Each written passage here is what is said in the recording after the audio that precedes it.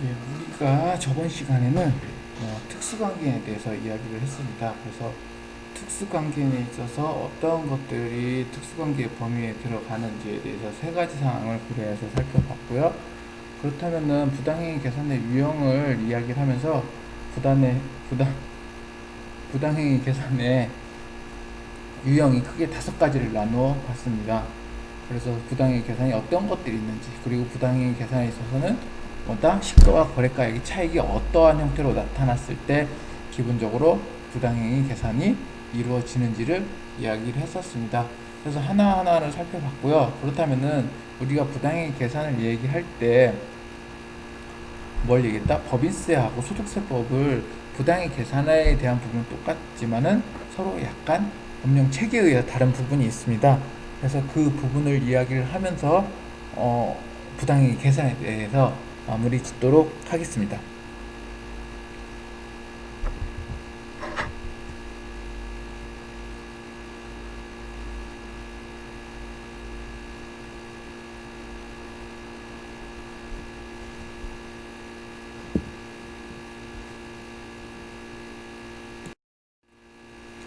자, 부당행위 계산의 부인에서 여러분들 보시죠? 여기 오타 붙였습니다. 부당행위 계산의 부인에 있어서 소득세과 법인세를 살펴보면요, 사실은 제가 할 때 가장 중요한 거는 바로 뭐다? 적용 대상 소득입니다. 어떤 거에 적용이 되느냐라는 건데, 법인세는 어쨌든 법인세 그 자체 각 한소득에 다 적용되기 때문에 특이한 제한이 없습니다. 제한이 없으나 소득세법은 이런 부당행위 계산에 대해서는 출자 공동사업자의 배당소득, 사업소득, 기타소득, 양도소득이 하나고요. 일반적으로 이자소득, 일반적인 배당소득, 여기서 보시면은 첫 번째 출자 공동사업자에 의한 뭐 배당, 그 다음 뭐요? 사업, 그 다음 기타, 양도소득에 대해서만 뭐다? 부당행위 계산 부인의 대상이 된다. 그래서 이자소득, 일반적인 배당소득, 그리고 근로소득, 연금소득, 퇴직소득은 적용 대상이 되지 않는다라고 얘기했는데, 퇴직소득 자체는 부당행위 계산이 할 게 없죠. 분리가세죠. 분리가세로 끝나고, 연금소득도 마찬가지죠. 이자소득은 사실은 부당행위 계산이 나올 게 없죠. 그렇기 때문에 해당 부분에 대해서만 어떻게 한다? 부당행위 계산의 부인의 대상이 됩니다.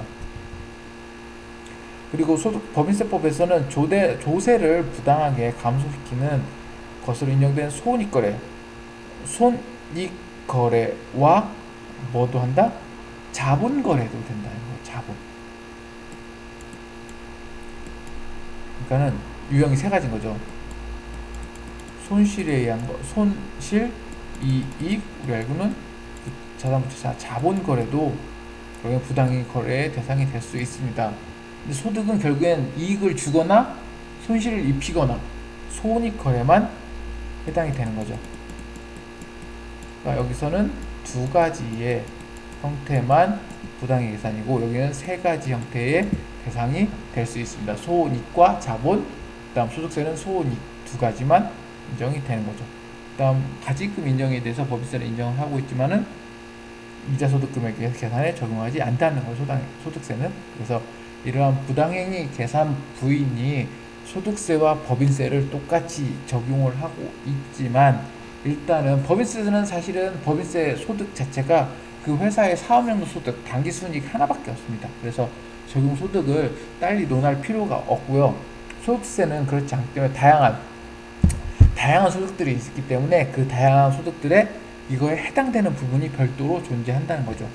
그러나 이제 법인세와 소득세의 중요한 부분은 부인의 그럼 대상이 뭐냐? 결국은 소득세는 저희가 앞에서 얘기한 것 부당행위 계산 유형에 싸게 매입하거나 어떻게 한다? 비싸게 팔거나 무상으로 주거나 낮은 이율로 대부하거나 이렇게 손익 형태, 그러니까 손실이거나 이익이 나오는데, 법인세는 자본거래에서도 그것이 해당된다고 보시면 되겠습니다. 그래서 부당이익 계산 유형의 부인이 이렇게 적용되고 있음을 확인할 수 있습니다. 그래서 이 비교에 대해서 어떤 소득에 대해서 하는지, 그리고 부인의 대상은 뭔지 여러분들이 잘 살펴보시면 좋겠습니다.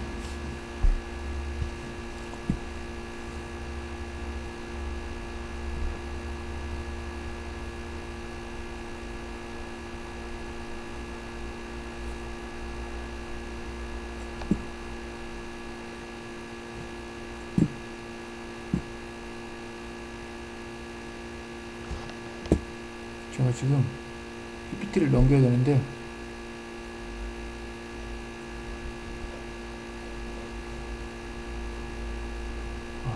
마우스 키를 못 찾아서 천천히 넘기도록 하겠습니다.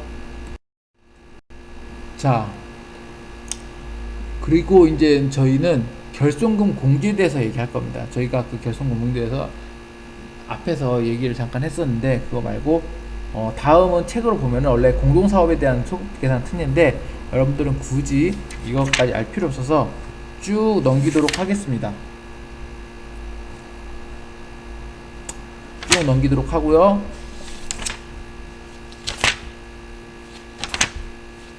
어디로 갈 거냐면은 우리가 꼭 알아야 될 부분이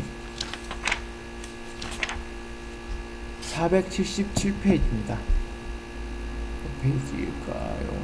또 제가 또 커서를 못 채고 있습니다. 예. 페이지 477페이지를 이야기를 하고 있습니다. 477페이지에 보면은 결손금과 뭘 하고 있다? 2월 결손금에 대해서 이야기를 하고 있습니다. 이거를 살펴보고 넘어가도록 하겠습니다. 자, 결손금이라는 것은 일단 그러면은 뭔지를 알아야 이 공제를 할 거 아니겠습니까? 정확하게 뭔 의미인지, 2월 결손금은 무슨 의미인지, 그래서 공제는 어떻게 처리되는지. 사실은 이 결손금에 대한 처리 방법이 있습니다. 처리 방법이 상당히 중요하기 때문에 이 처리 방법을 잘 이해하셔야 됩니다. 되게 중요하다고 얘기하는 건요, 사실은 시험에 나올 가능성이 상당히 높다는 얘기입니다. 그래서 잘 처리하시고, 잘 보시고 수업을 들었습니다. 자, 그러면 결손금이란 자, 사업자가 빚이 기록한 장부에 의해서 사업소득 금액을 계산을 하였는데 해당 과세 기간에 필요 경비가, 즉 쓴 돈이 내가 버는 돈보다 초과하면은 뭐가 발생한다? 결손금이 발생합니다. 즉 결손이란 얘기는 손해를 봤다는 얘기야. 내가 어떻게 한다? 손해를 봤기 때문에 결손금이라고, 전문용어로 결손금이라고 얘기를 하고 있고요. 이러한 결손금은 그러면은 어떻게 공제하는지 이야기를 해보도록 하겠습니다. 우리가 앞에서 얘기했는데 일반 사업에 대한 결손금의 2월 공제와 어떻게 해요? 부동산 임대 사업의 결손금이 서로 이렇게 섞일 수 없다는 얘기를 앞에서 좀 설명을 드렸던 것 같습니다. 그래서 그 부분을 좀 상기시켜서 보시면은, 여기가 잘못됐네요. 여기 2월을 빼야 됩니다. 여기는 결손금인데 2월을 빼고, 빨간색 이렇게, 여기는 2월이 아닙니다. 지금은 2월을 하고 있는 게 결손금이다. 당해놨던 결손금. 그래서 결손금을 어떻게 한다? 이야기해 보도록 하겠습니다. 자, 결손금의 가장 처리 방법은 사실은 아래와 같습니다. 일반 사업소득 결손금과 부동산 임대 사업 결손금을 나누어서 이야기를 할 수 있는데, 일반 사업소득의 결손금은 첫째, 해당 과세 기간에 종합소득과세 표준을 계산할 때 다음과 순서로 처리한다. 첫 번째, 제일 먼저 결손금을 처리할 때는 근로소득금액입니다. 소득금액으로 차감하고, 그 다음 연금소득금액, 세 번째로 기타소득금액, 네 번째로 이자소득금액, 다섯 번째로 배당소득금액, 이렇게 순서대로 공제하고 남은 것들은 결손을 어떻게 한다? 2월 한다라고 되어 있습니다. 자, 이게 소득금액을 계산할 때 이 순서는 뭐냐면요. 근로소득이 있지 않습니까? 그럼 결손금과 상계 처리해서 근로소득 금액을 없애주는 거예요. 제일 먼저. 그러면 일단 근로소득 금액이 없는 걸로 나타나겠죠? 그래도 결손금이 남았다면은 그 회사에 연금소득이 있다면은 나의 연금소득과 상계하고 기타 소득과 상계하고 이자 소득과 상계하고 배당소득 금액을 상계해서 차례대로 상계한 순서입니다. 만약에 우리가 나는 연금소득부터 상계하고 근로소득은 내비둘래 이렇게 할 수 없다는 거죠.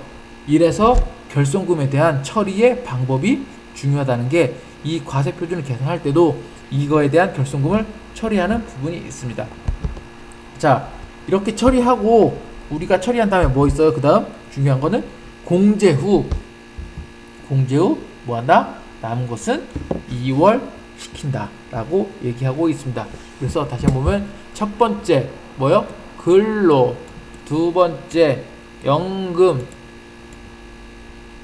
금연, 그 다음 기타, 네 번째 이자, 다섯 번째 배당 소득 형태로 본다.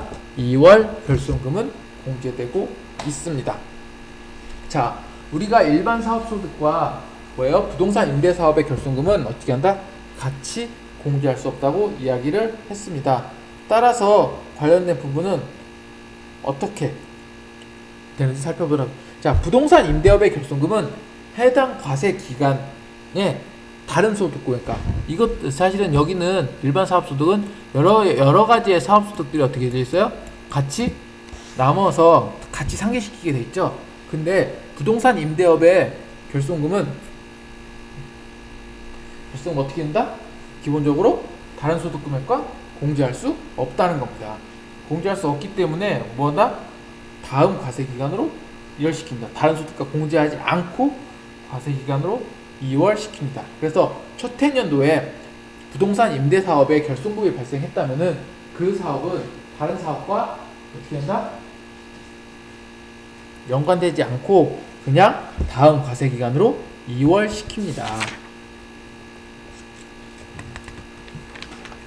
그리고 또한 그 주거용 결손 금액, 주거용 건물 임대업의 결손 금액은 어떻게 된다?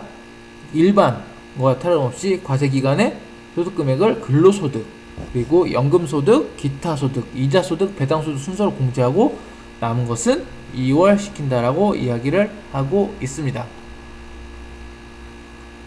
보셨죠? 그래서 좀 서로 다르다는 것을 조금 이해하셔야 되고요. 그래서 일반 사업의 결손금은 해당 과세 기간에 부동산 임대업에서 발생한 소득금액이 있는 경우, 그러니까 사업이 부동산 임대 사업 경우 일반적인 사업에서 발생한 결손금을 먼저 부동산 임대업 소득금에서 공제한 것이고, 그러니까는 이게 무슨 얘기냐면 여러분 줄을 보시면은 자, 일반 사업 소득 부동산 임대업에서 발생한 소득금액이 있는 경우 일반 사업에서 발생한 결손금을 먼저 부동산 임대업 소득금액에서 공제하고 남은 결손을 말한다. 즉 일반 사업과 부동산 임대업을 같이 하는데 일반 사업은 결손이 나고 부동산 사업은 어떻게 한다? 이익이 났다면은 일반 사업에서 결손 남은 것을 부동산 임대업부터 먼저 결손을 공제한다라는 얘기입니다. 그러고 나서 또 남으면은 어떻게 한다? 기본적으로 일반 사업 결손금을 차례대로 공제한다라고 이야기를 하고 있습니다. 그리고 주거용 건물 임대업 결손금은 밑에 줄을 보시면 됩니다. 해당 과세기간에 일반적인 사업에서 발생한 소득금액이 있는 경우 주거용 건물 임대업에서 발생한 결손금을 먼저 일반 사업에서 발생한 소득금액에서 공제하고 남을 결손금을 말한다. 결국엔 일반 사업을 먼저 공제한다는 얘기죠. 그래서 그 부분을 명확하게 좀 더 한 번 더 읽어 보셨으면 좋겠습니다.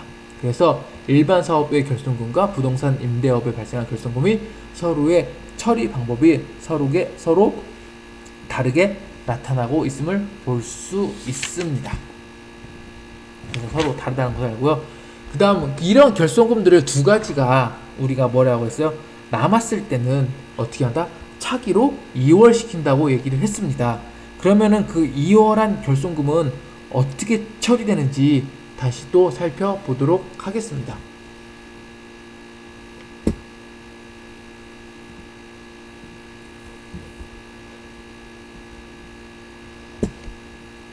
제가 또 커서를 또 못 찾고 있습니다.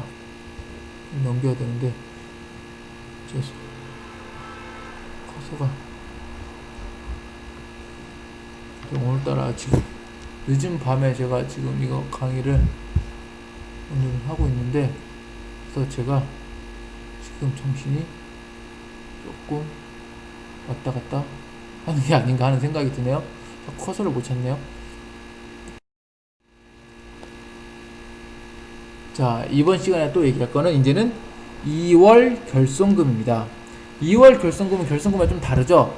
2월 결손금은 해당 2월 결손금이 발생한 과세기간 종료일로부터 몇 년? 10년 이내에 끝나는 과세기간의 소득금액을 계산할 때 먼저 발생한 과세기간의 2월 결손금부터 순서대로 공제한다. 즉 10년 이내에 발생한 결손금을 누적돼서 어떻게 결손금 발생한 이후에 계속 쳐 나간다는 의미인 거죠.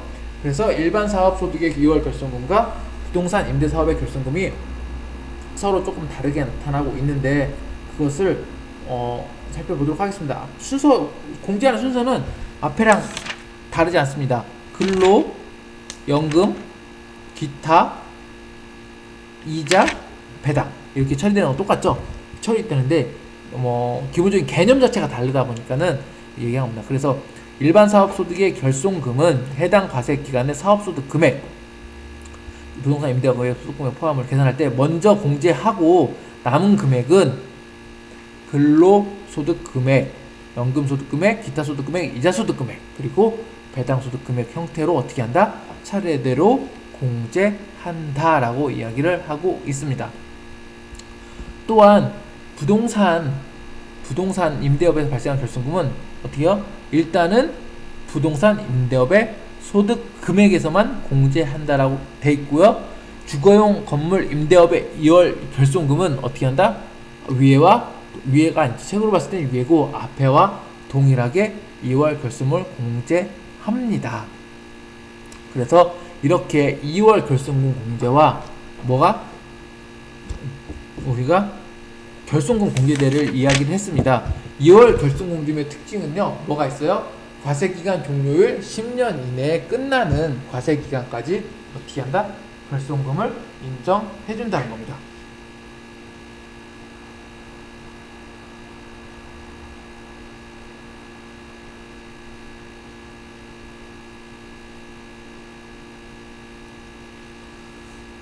자, 이렇게 우리가 결손금에 대해서 이야기를 했는데요. 그렇다면 이렇게 결손금을 공제할 때는 해당 과세기간, 이제 결손금도 발생하고 2월 결손금도 있을 수 있죠. 그래서 이런 부분에 있을 때는 일단은 해당 과세기간에 결손금이 발생하고 2월 결손금이 있는 경우에는 뭐한다? 그 과세기간, 어쨌든 결손금도 있고 어떻게 한다? 2월 결손금도 있다면은 그 과세기간에는 어떤다? 2월 결손금이 아니라 결손금 먼저 상계를 하고 그 다음 2월 결손금을 상계한다. 결국에는 순서가 존재한다는 거죠. 이 차례차례 순서를 통해서 어떻게 한다? 종합소득 계산을 해야 된다는 이야기입니다.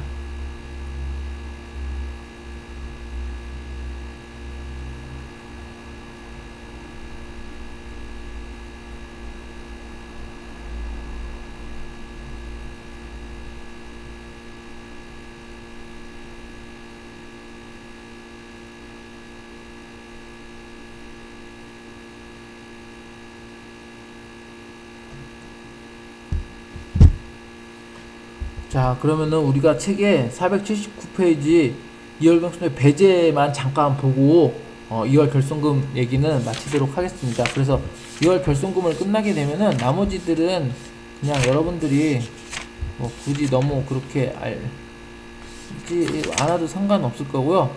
그러면은 우리는 이제 종합소득세 계산을 직접 들어갈 예정입니다. 그래서 어떤 것들이 있는지 살펴보도록 하겠습니다. 여러분들 기본적으로 연말정산을 하게 되면요, 연말정산과 큰 차이가 없어요. 사실은 종합소득 계산하는 방법은. 그래서 그렇게 진행될 예정이니까요. 그러고 나서는 뭐 저희는 기본적으로 뭐 소득세에 대한 부분을 큰 틀 안에서 한번 정리가 하는 형태가 되지 않을까 싶습니다.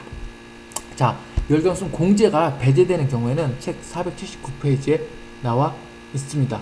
479페이지 보시면은 해당 과세기간 소득금액에 대해서 추계신고, 추정하여 계산하여 신고한 장부를 기록하지 않은 경우에는 추계조사 결정을 하는 경우에는 2월 결순 공제 규정을 어떻게 적용하지 아니한다라고 되어 있습니다. 즉 2월 결손금을 공제를 받기 위해서는 무엇이 있어야 된다? 결국 장부를 통해서 만들어진 것에 한해서 2월 결손금을 공제한다. 우리가 추정하여 계산한 추계신고, 즉 장부를 만들지 않는 것들은 기본적으로 2월 결손금에 대해서 배제합니다. 다만 천재지변, 불가항력적으로 장부를 멸실했을 때는 그렇지 아니한다고 이야기를 하고 있습니다.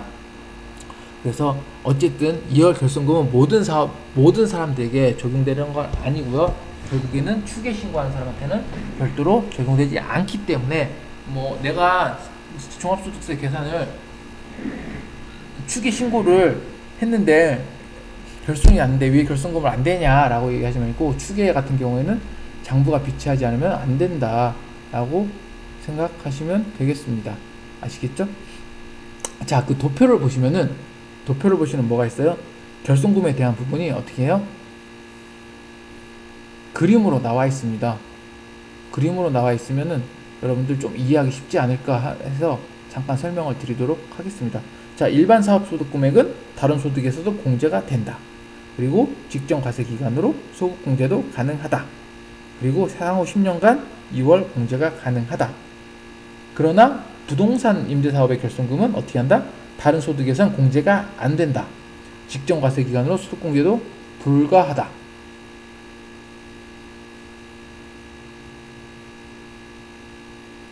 그리고 해당 소득에서만 공제가 가능하고 향후 10년간 2월 공제는 가능하다. 그래서 이런 차이가 있는 걸 좀 이렇게 부동산 임대사업과는 좀 다르게 나타나고 있는 것을 좀 살펴보시면 되겠습니다. 자, 이것으로 일단 소득계산 특례에 대해서는 이야기를 마치고요. 우리가 기본적으로 일단은 뒤에 이제는 종합소득 계산을 한번 진행해 보도록 하겠습니다. 그 부분을 좀 더 하나씩 살펴보도록 진행하고요. 수업은 여기서 마치도록 하겠습니다. 감사합니다.